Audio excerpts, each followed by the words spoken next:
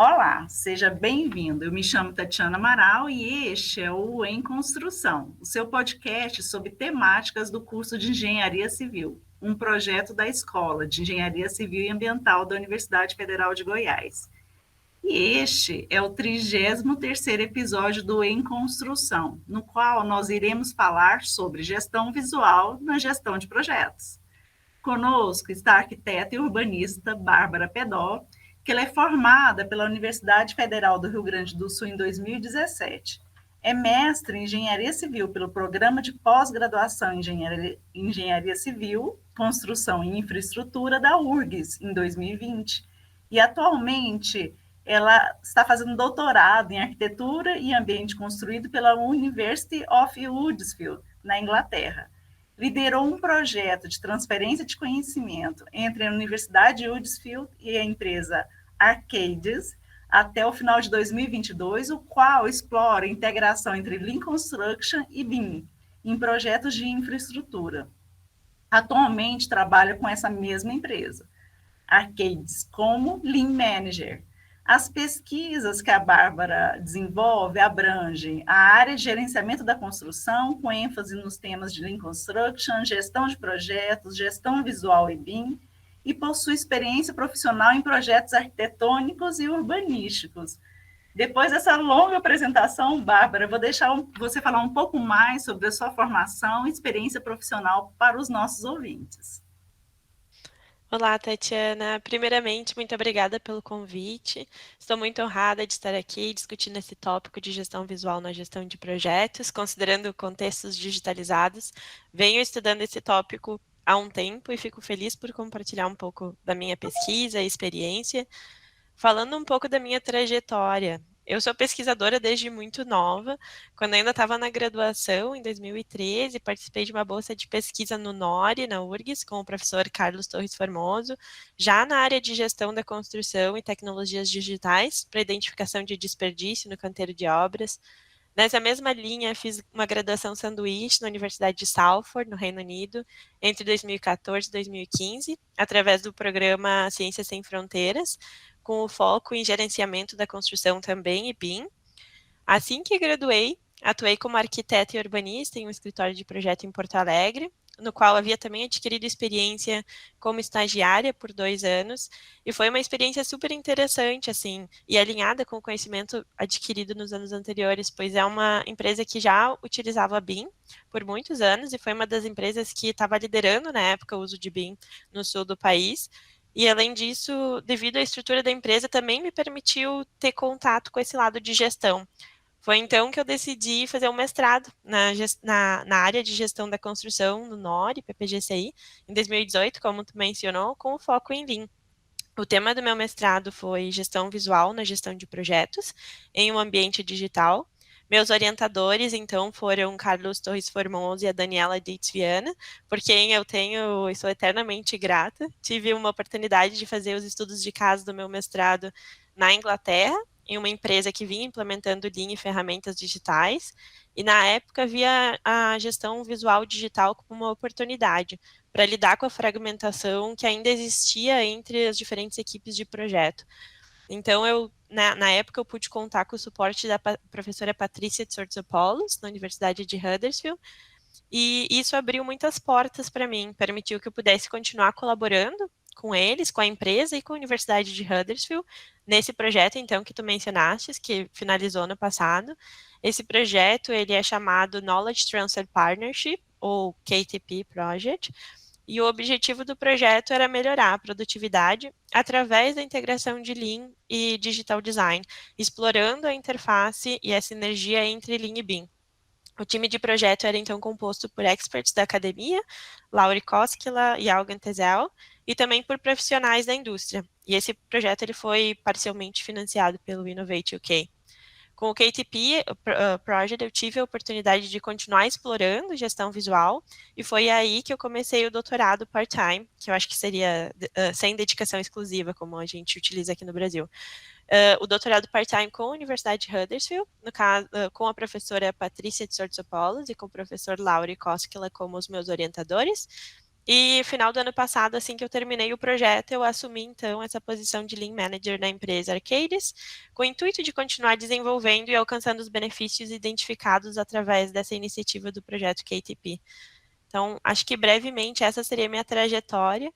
E acho que é interessante mostrar que desde muito jovem eu já estava envolvida com pesquisa, mas também sempre tive esse pé na indústria. E eu acho essa conexão entre a indústria e a academia muito importante para que a gente continue desenvolvendo novos conhecimentos. É interessante você abordar isso, né? Porque a gente, no Brasil, nós sempre direcionamos os alunos, né, para as iniciações científicas, para os projetos de extensão. Isso demonstra, né, pela tua fala, que esse é o caminho correto para quem mais tarde quer continuar estudando, trabalhando com pesquisa, mas também desenvolvendo os projetos, né, e trabalhando, né? Isso é importante, porque eu acho que essa união dessas duas partes aí, sem dúvida, trarão bons resultados aí para a nossa indústria, para a construção civil de modo geral, de modo geral. Exatamente, acredito que abra muitas portas em ambos os lados, tanto na academia quanto na indústria. É, verdade. E, e assim, desde muito nova, né, Bárbara? Isso é muito bacana, assim, começa a trabalhar e trazer os dois caminhos aí. Essa comunicação é importante. E hoje é sobre isso que a gente vai conversar, né? Continuar falando sobre um pouco sobre a gestão visual. A gestão de projetos, muitas vezes, ela requer uma estrutura robusta, complexa, devido ao grande número de partes interessadas. Essa complexidade, ela exige um sistema de informação para apoiar toda a colaboração e coordenação entre todas as partes envolvidas. No entanto, as abordagens tradicionais de comunicação atendem apenas parcialmente às exigências dos ambientes de projeto digital. E aí nós temos a gestão visual, conhecida como Visual Management ou VM, né, que tem o potencial de aumentar a transparência do processo de design e facilitar a transferência de informações entre as partes interessadas. No entanto, isso nem sempre funciona de forma eficaz e nós sabemos que existe falta, né, de métodos eficazes de VM para apoiar a gestão de projetos, melhorando os processos através da colaboração, comunicação ou ainda transparência. O projeto, muitas vezes, requer a coordenação de um grande número de profissionais com ampla diversidade de habilidades, e compartilhar todas as informações pode ser um desafio. Portanto, existe a necessidade de melhorar a forma como as informações são gerenciadas e as atividades são realizadas no processo de projetos. Um dos princípios centrais do Lean é aumentar a transparência do processo, o que pode beneficiar a gestão de projetos. A transparência do processo permite que o fluxo principal do processo seja visível e compreensível para todas as partes interessadas envolvidas através da observação direta das medições, exibição pública de informações e em meios físicos, né? Bárbara, tendo dito isso, na tua opinião, nós podemos considerar a gestão visual como uma abordagem para gerenciar e controlar as informações? Nós podemos considerá-la uma abordagem para aumentar a transparência, para apoiar a identificação de redução dos desperdícios e detecção de inconsistências? Esse é um ótimo ponto, Tatiana. Acredito que seja legal voltarmos para a definição de gestão visual e quais os benefícios que ela pode trazer para o setor da construção e mais especificamente na gestão de projetos, que é onde eu venho estudando. A gestão visual ela é definida assim como uma estratégia visual ou sensorial, porque não inclui só a parte visual em si, para o gerenciamento de informações e da comunicação. Ela está diretamente ligada, como tu mencionou, ao princípio da construção enxuta, que seria aumentar a transparência dos processos. E a transparência ela busca com que os fluxos sejam mais visíveis e compreensíveis do início ao fim dos processos. E é basicamente definido como a habilidade do sistema de produção de comunicar com as pessoas, como foi definido pelo Formoso lá em 2002. Além de utilizar além de ser, desculpa, além de ser utilizada para aumentar a transparência e a disponibilidade de informações no local de trabalho, ela também é utilizada para remover bloqueios de informações, para aumentar a autonomia da força de trabalho e para reduzir o desperdício e sobrecarga. A ideia é comunicar informações de qualidade, que seja necessária, relevante, correta e estimulante. A informação ela deve ser localizada próxima ou integrada no local de trabalho ou ao processo, o mais próximo possível, normalmente a gente fala, do local relevante, eliminar a sobrecarga ou deficiência de informação nas transações de trabalho do dia a dia, criar um campo de informação, e isso é bem importante, do qual as pessoas possam extrair informação sempre que precisarem, e facilitar a autogestão da força de trabalho. Existem diferentes funções ou aplicações da gestão visual, tais como a gestão do desempenho, do conhecimento, da segurança, da qualidade, da produção, entre outros. Isso foi algo que o Algan Tezell explorou lá em 2019, e dependendo do contexto que a gente analisa, os focos vão ser um pouco diferentes. Então, por exemplo, é muito comum vermos o foco na gestão de desempenho no contexto de gestão de projetos, apesar das outras aplicações de gestão visual serem muito úteis nesse contexto também. Existem muitos exemplos de dispositivos de gestão visual em canteiros de obra, por exemplo, embora esses ainda sejam frequentemente limitados a aplicações mais isoladas, e os dispositivos visuais são geralmente elaborados de forma intuitiva, baseados no senso comum, de forma orgânica, através da tentativa e erro. Os benefícios da gestão visual dependem fortemente de quão bem as práticas de gestão visual são incorporadas na gestão dos processos. Além disso, alguns dos estudos investigam a adoção de dispositivos de gestão visual combinados com tecnologias digitais. Por exemplo, o meu mestrado e também as investigações que estou fazendo no doutorado agora, que podem potencialmente melhorar as representações visuais em gerenciamento de projetos. Podem também contribuir para o aumento do grau de automação no controle de projeto, aumentando a eficiência na coleta e processamento de dados, além de reduzir o tempo de feedback. Além disso, a gestão visual digital representa uma oportunidade para melhorar o gerenciamento de projeto, fornecendo visibilidade das principais informações para apoiar a tomada de decisão e apoiar os processos colaborativos. Mas a implementação de dispositivos visuais digitais também pode ter impactos negativos e apresentar vários desafios, como a gente vai ver durante a nossa conversa, que eu vou tentar trazer um pouco desses desafios também, como a transferência limitada do fluxo de informação, processos inadequados de troca de informação, o excesso em si da informação, ter muita informação, e a comunicação limitada. Mas eu acho que vale ressaltar que a digitalização do planejamento e controle do projeto tem se tornado mais relevante, ainda mais depois da pandemia, e é um aspecto que a gente precisa incorporar cada vez mais, de forma totalmente digital ou híbrida, que é algo que eu também vou mencionar mais durante a nossa conversa, se possível.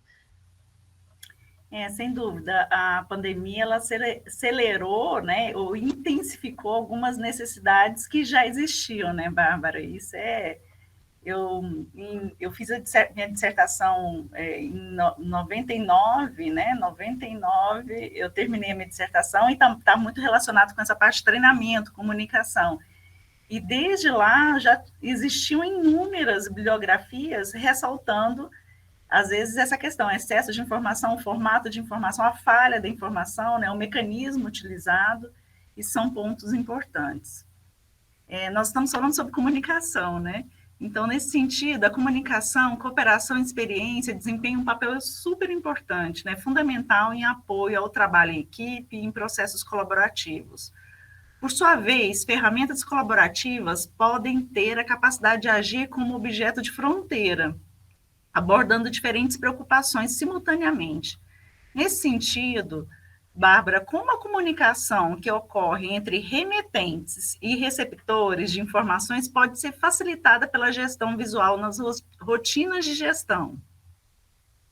Então, começando por algumas definições, costumamos definir e relacionar a gestão visual com a metáfora do iceberg. E isso foi proposto pela Carol Valente em 2019, mas baseado em conceitos previamente discutidos por Nicolini, por exemplo, e também refinados pela Brandalize agora em 2022, em que temos a parte visível, também chamado de trabalho visual, que também poderia ser caracterizada pelo dispositivo e os seus respectivos atributos, mas a gente também deve considerar todo o trabalho não visual da prática. Por exemplo, como é feita a sua integração às rotinas de gestão, como ela está atendendo às necessidades do usuário e qual problema essa prática está tentando resolver. Na gestão de projetos, as práticas que geralmente encontramos são práticas avançadas, uma vez que elas estão ali para facilitar a colaboração e elas se encontram integradas às rotinas de gerenciamento. Durante as pesquisas do meu mestrado, a maioria das práticas de gestão visual colaborativas foram classificadas como interações muito para muitos, o que quer dizer a informação está sendo enviada de muitos e sendo recebida por muitos stakeholders. Mas isso não representa necessariamente que é uma prática descentralizada, o que seria o ideal, pois ainda pode apresentar diferentes passos durante o seu uso. Por exemplo, a informação ela precisa ser filtrada e priorizada antes de ser compartilhada com toda a equipe, o que pode resultar ainda em uma fragmentação da informação. As abordagens mais relevantes identificadas no contexto digital para apoiar essa transferência de informação foram práticas que dão suporte à comunicação distribuída, ou seja, em diferentes locais, por exemplo, o trabalho remoto, com pessoas trabalhando em diferentes cidades ou até países, e ao mesmo tempo, por exemplo, para dar suporte a uma reunião, ou em diferentes momentos, quando elas estão trabalhando offline, por exemplo. Também foi identificado o potencial de se utilizar uma comunicação híbrida, com stakeholders ou pessoas envolvidas interagindo no mesmo local e remotamente ao mesmo tempo. As práticas de gestão visual digital, elas geralmente envolvem mais usuários do que as manuais. Isso foi um dos resultados da comparação que a gente fez durante o meu mestrado, pois elas têm mais pessoas envolvidas no processo de entrada e saída de informação, considerando que as equipes distribuídas ou remotas conseguem se comunicar e acessar facilmente os dispositivos digitais. Algumas das práticas manuais, como por exemplo o quadro colaborativo ou os quadros brancos para dar suporte ao planejamento e controle, analisadas no contexto de projeto, também são caracterizadas como interações de muitas pessoas para muitas pessoas, teoricamente dando suporte para a colaboração. Mas essas práticas, em geral, não atendem aos requisitos, por exemplo, de rastreabilidade, disponibilidade e acessibilidade, por exemplo, porque a forma que elas são ou estavam sendo implementadas, pelo menos nesse contexto que a gente analisou, foi um pouco diferente. Por exemplo, as salas de reuniões na empresa que a gente fez a análise, elas são divididas entre muitas equipes de projeto. E a gestão visual ela precisa ser removida do local após a reunião, limitando o acesso aos quadros ao período da reunião apenas, o que acaba sendo um desafio, porque a informação ela não está disponível o tempo inteiro para que a equipe possa consultar a informação. Por outro lado, as práticas manuais de gestão visual tendem a ser mais eficazes no suporte à colaboração, por meio de uma comunicação e interação mais presencial, do que as práticas digitais por meio de interações virtuais.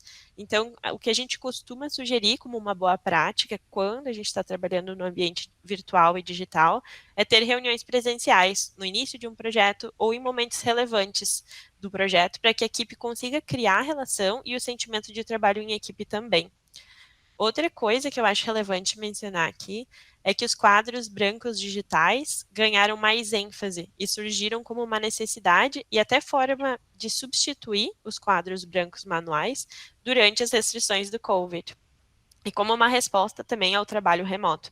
Na empresa, por exemplo, os quadros digitais brancos começaram a ser utilizados para atividades de planejamento, na implementação do sistema Last Planner, mas assim que as equipes se tornaram confortáveis com o uso da ferramenta, foi possível notar uma enorme disseminação do seu uso para outros propósitos. Os quadros brancos digitais se mostraram bem flexíveis na adaptação do dispositivo de acordo com a necessidade do usuário ao longo do tempo e também dos requisitos do usuário. Então, ele pode oferecer e dar suporte à solução de problemas de forma mais rápida, no mesmo ou em diferentes horários, momentos e em locais virtuais. Os quadros brancos digitais são visíveis para todo mundo, independente da localização, podem ser utilizados durante as reuniões, mas também entre as reuniões, solucionando esse problema que eu mencionei, que foi encontrado na empresa relacionado à disponibilidade da informação, por exemplo. Todos têm acesso e podem editar, adicionar informação, e existe essa área ilimitada também, o que pode também ser um desafio. Vem aí como um benefício e um desafio também. recentemente publicamos um artigo em colaboração com Algan Tezel, Lauri Koskela e também colegas da Estônia, em que a gente comparou o uso do quadro branco digital na implementação do Last Planner, em estudos de casos no Reino Unido e na Estônia. E entre alguns dos benefícios que a gente encontrou foi, então, o aumento em engajamento na colaboração, comparado com o processo anterior adotado nessas empresas, uma melhora na visualização do processo e a transparência, facilidade em criar, atualizar e gerenciar a informação e até os templates, mas também gerenciar a atenção dos participantes quando participando da reunião. Como a interface dos quadros digitais foi baseada na mesma interface utilizada nos quadros manuais, isso também foi considerado um benefício, pois todos os participantes eles já tinham experiência e conhecimento de como utilizar a ferramenta. E os principais desafios, que eu acho que é bem importante mencionar também, estão bem relacionados com a dificuldade de desenvolver relações pessoais no ambiente digital, a falta de competências e conhecimento de TI, o excesso de informação, como eu mencionei, e a necessidade de precisar de mais tempo para inserir informação, uma vez que a gente pode inserir informações mais detalhadas quando comparada a uma ferramenta de gestão visual manual, em que a gente precisa ter um processo de síntese, porque a gente vai ter uma área limitada para adicionar informação. E esses foram só alguns dos desafios que a gente encontrou implementando, então, essa ferramenta digital, que é o quadro branco, lá na empresa. Eu espero que eu tenha respondido a tua pergunta e também conseguido trazer alguns exemplos práticos de benefícios e desafios que estamos enfrentando ainda. Respondeu, sim, fiquei bastante curiosa com a publicação e eu fiquei me questionando aqui, falei assim, poderíamos aplicar também no Brasil para ampliar essa comparação, né? Tem tantos estudos que estão sendo desenvolvidos fora do país, né? E seria bastante interessante. Com certeza. E se eu até posso adicionar algo a mais nessa discussão, eu sei que algumas empresas já estão implementando aqui no Brasil também.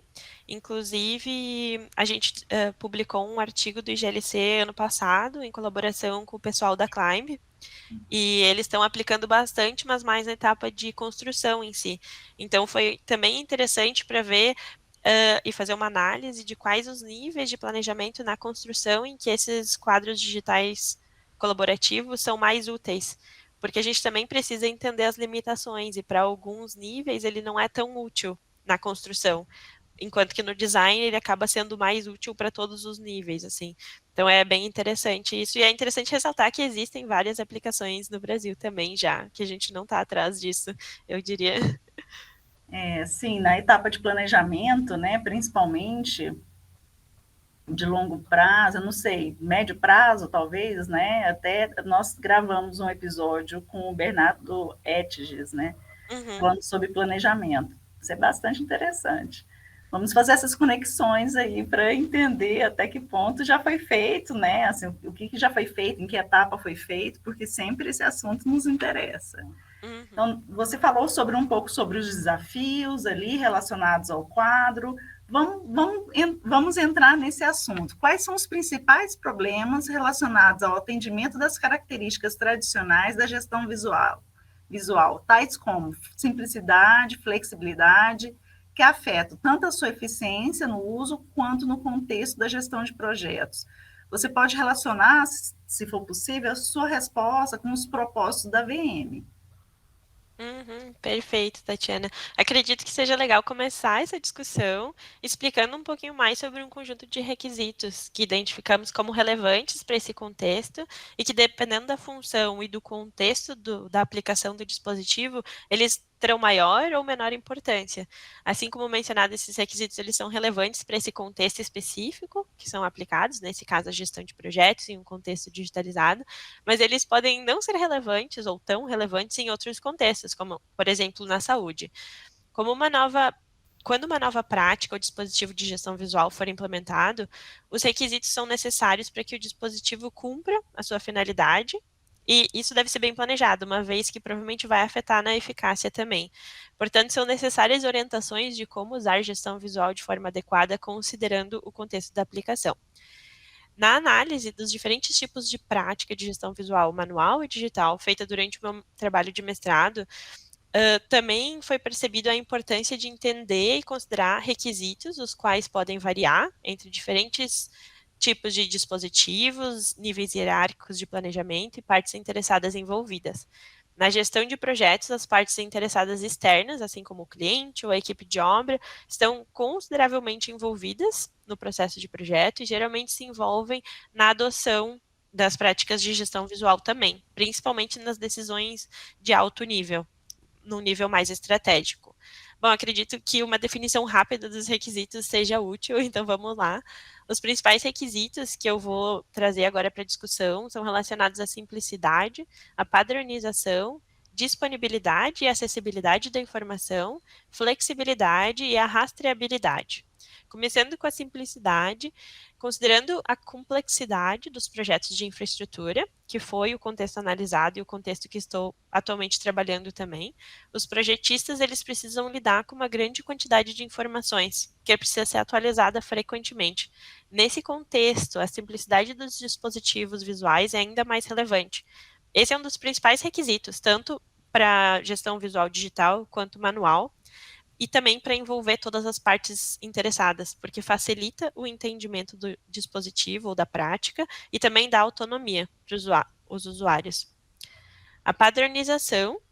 Falando sobre a padronização, então, os projetos em geral possuem vários ciclos de planejamento e controle, assim como a gente já mencionou. Então, a gente tem o estratégico, a gente tem o nível tático, a gente tem o nível operacional, em que as práticas de gestão visual elas devem estar integradas. A padronização ela vai contribuir para fornecer informações precisas em todas as reuniões de planejamento e controle, por exemplo, facilitando o entendimento da informação, do processo e do produto. Então, essa padronização ela não precisa estar relacionada só à informação em si, mas também ao processo de como é que é utilizada a gestão visual e também ao produto que a gente está esperando que saia desse projeto, né?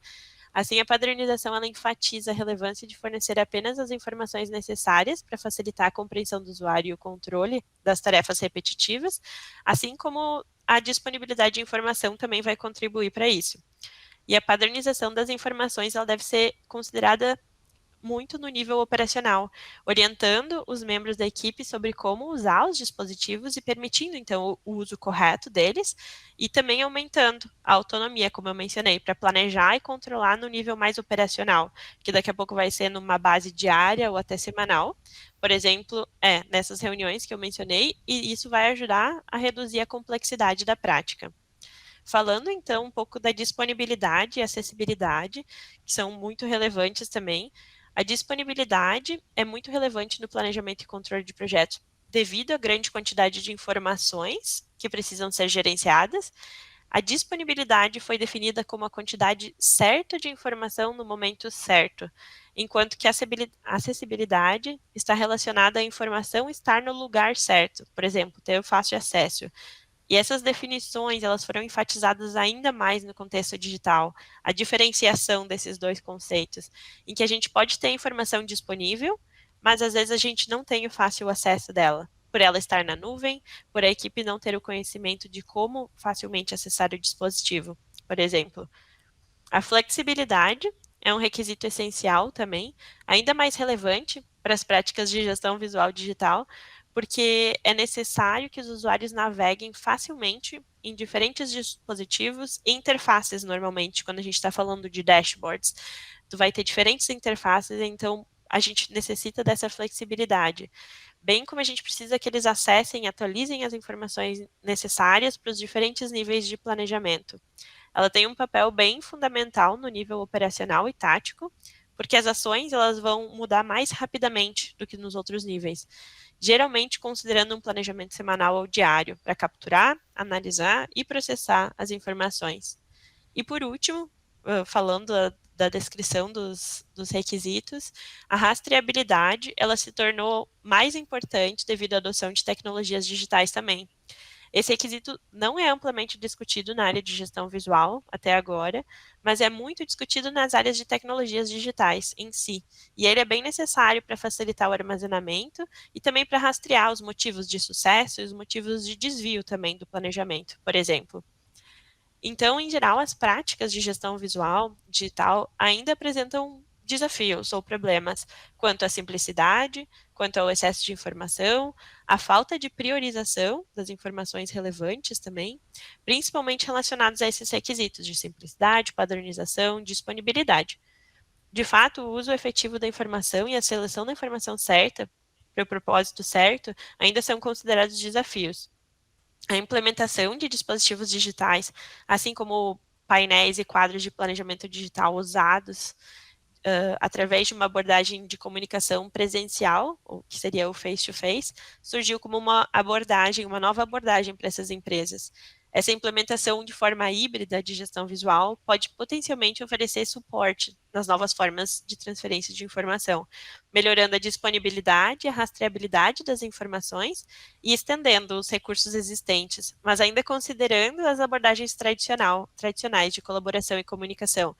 Mas eu confesso que essa nova forma híbrida ainda está sendo desenvolvida. Eu acredito que a gente ainda não tem um modelo ideal de como é que funcione e a gente ainda precisa analisar muito o contexto em si que a gente está implementando, entender como os usuários trabalham, como as equipes se comunicam e colaboram. Então, a gente ainda precisa fazer uma forte análise assim do contexto e das equipes em si, para que a aplicação seja efetiva.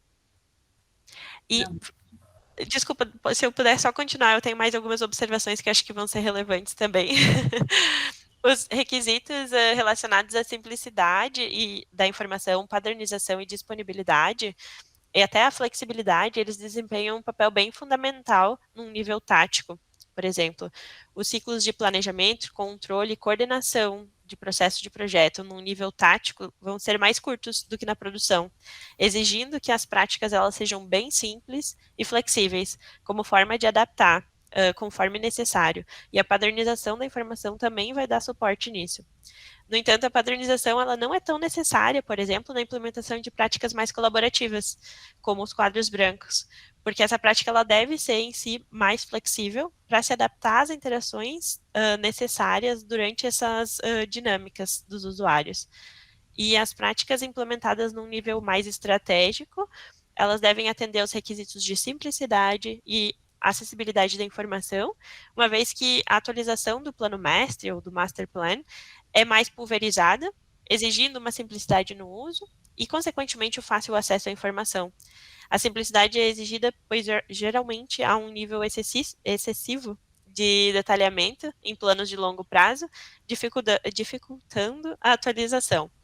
E alguns outros desafios que eu também gostaria de mencionar, que eu acho que são super relevantes, são relacionados à implementação em um contexto digital. Então, por exemplo, o alto custo da implementação da gestão visual, a gente deve considerar antes de implementar, porque vai ter o período de desenvolvimento, vai ter o período de treinamento, que às vezes é maior do que numa gestão visual tradicional, e também sobre a resistência do setor, que eu acredito que essa não é bem específica à gestão visual digital, mas também a tradicional.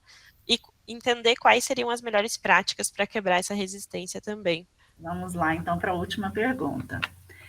Abordagens visuais, elas podem apoiar uma tomada de decisão mais rápida, através de, por exemplo, de feedback de informações, acessibilidade da informação e disponibilidade de coleta e processamento de dados em tempo real. Nós conversamos muito sobre isso no outro episódio, depois eu vou fazer a chamadinha. Nesse sentido, como equilibrar e simplificar a integração e interação entre tecnologia, construção e design? Você falou um pouco sobre isso na tua resposta anterior, mas vamos fazer um fechamento aqui com essa última pergunta. Exatamente. Eu acredito que essa pergunta seja bem interessante para resumir algum dos aspectos que mencionei durante a nossa conversa. E acredito que ter uma estratégia de gestão visual nas empresas, num nível mais organizacional mesmo, é muito importante para que a sua implementação tenha uma visão de longo prazo, considerando os principais propósitos, considerando os principais requisitos que a gente precisa ter e o contexto da implementação também, que é muito relevante. É importante que tenhamos o entendimento e a clareza dos atuais desafios do setor, por exemplo, o excesso de informação, ou até mesmo o excesso de ferramentas disponíveis que a gente tem para fazer essa implementação de gestão visual digital. E é importante que a gente utilize métodos estruturados que nos ajudem a desenvolver, implementar e avaliar a gestão visual digital ou não, os quais podem facilitar esse processo e nos proporcionar benefícios mais eficazes. A gestão visual digital ela está expandindo as suas aplicações através de novas oportunidades que estão surgindo e, como eu mencionei, a gente vem investigando esses quadros colaborativos digitais. Esse é só um dos exemplos, mas acredito que a gestão visual digital está expandindo a aplicação da gestão visual como um todo. Assim, a gente também está vendo a sua implementação para diferentes usos, em diferentes projetos, como suporte para atividades colaborativas, por exemplo. Espero que eu tenha respondido a tua pergunta. Respondeu. Eu estou aqui com um caderninho do lado para anotar as ideias, né? Falei assim, nossa, valeria a pena gravar um episódio só sobre ferramentas que englobam essas atividades colaborativas, né? Muito interessante. Eu estou aqui. Com certeza. É um mundo à parte. Bárbara, eu poderia passar a manhã inteira conversando aqui com você. Eu quero agradecer a tua participação nesse episódio e abrir um espaço para você dar uma mensagem final aos nossos ouvintes. Fique à vontade. Então, novamente, eu gostaria de agradecer e de dizer o quão honrada e feliz por fazer parte dessa iniciativa que conecta a academia e a indústria através da abordagem do podcast. Eu acredito muito no potencial de conectar e transferir conhecimento entre academia e indústria, como a gente já discutiu no início do podcast. Temos muito a aprender de ambos os lados. Estamos presenciando um momento em que essas novas ferramentas estão surgindo a todo momento. Além disso, a gestão de projetos e a gestão da construção como um todo são consideradas ambientes muito dinâmicos, com muita complexidade, com muita certeza, e com isso em mente, precisamos avançar nos entendimentos, nos estudos e nas aplicações. No contexto da gestão visual, precisamos focar na aplicação de gestão visual como uma estratégia de gestão da informação, identificando propósitos, requisitos para sua implementação, para que a gente obtenha os resultados esperados da gestão visual, assim como, por exemplo, a transparência e a colaboração. Para poder implementar a gestão visual como uma estratégia, para criar um local de trabalho visual que atenda a diferentes contextos e necessidades, planos e decisões coerentes devem estar em vigor. A gestão visual pode desempenhar um papel fundamental no apoio à colaboração interdisciplinar na construção, especialmente no trabalho remoto. Então, acho que é importante a gente ter isso em mente. E o meu recado para os ouvintes é que sejam inquietos, motivados e proativos, que a gente continue sempre estudando e explorando e que isso resulte em mais contribuições para o avanço do conhecimento no nosso setor. E mais uma vez, muito obrigada. Nós que agradecemos. E para quem tiver interesse em saber um pouco mais sobre as inovações na construção, eu vou indicar um episódio que tem muito a ver com esse episódio aqui que nós gravamos hoje. É o 29º episódio com André Kinderé, que abordou sobre a aceleração das tecnologias digitais no canteiro, e o 32º episódio com o Diego Mendes, que falou sobre gestão data drive na prática, levando a transformação digital da diretoria ao mestre de obras. E mais uma vez, obrigada pela participação. E você que nos ouviu até o momento, nos siga nas nossas redes sociais, @emconstrução.ufg, e no Instagram da nossa parceira, @lacosse.ufg. Nos vemos nos próximos episódios. Muito obrigada e até a próxima. Em Construção, o seu podcast número 1 de engenharia civil.